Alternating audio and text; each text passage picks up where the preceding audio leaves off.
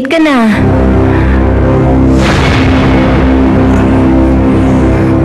Uncle?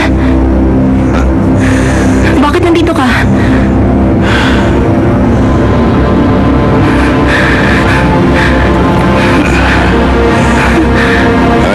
Siya yan. Ano to? May pera ka na.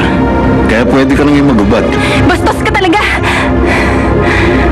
Kunwari ka pa. Araw-araw nga kayo nagtatagpo dito ni Stanley, di ba? Anong ginagawa nyo? Nagkikwentuhan lang? Nagkakamali kayo ng iniisip. Eh ano naman pala? Titigan lang? Akala mo ba hindi ko alam? Nakikita kita. Hindi na darating yung hinihintay mong boyfriend. Wala siya. Absent. May pinuntahang charity event. Alam ko hindi siya makakapunta. Kaya ako na lang. Si Auntie.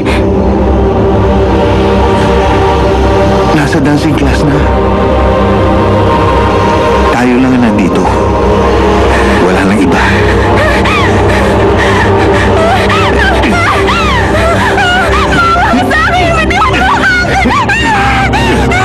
Huwag ka maingay. Akala mo ba makakawalan pa kita ngayon? Naunahan na nga ako na iba. Ako naman ngayon. Matagal na kitang inaalagaan.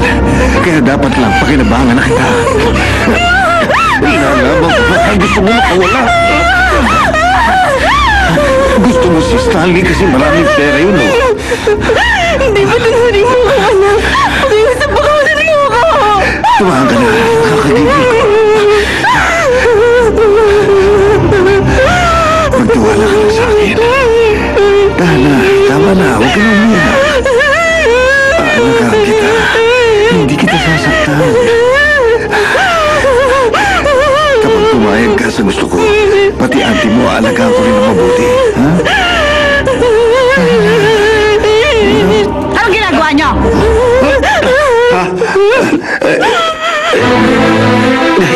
Teka, kasi siya eh. Ano? Inaakit ako ni Michelle. Nasalanan ko ng anak mo. Ha? Teka muna. Matagal na niya talaga akong inaakit.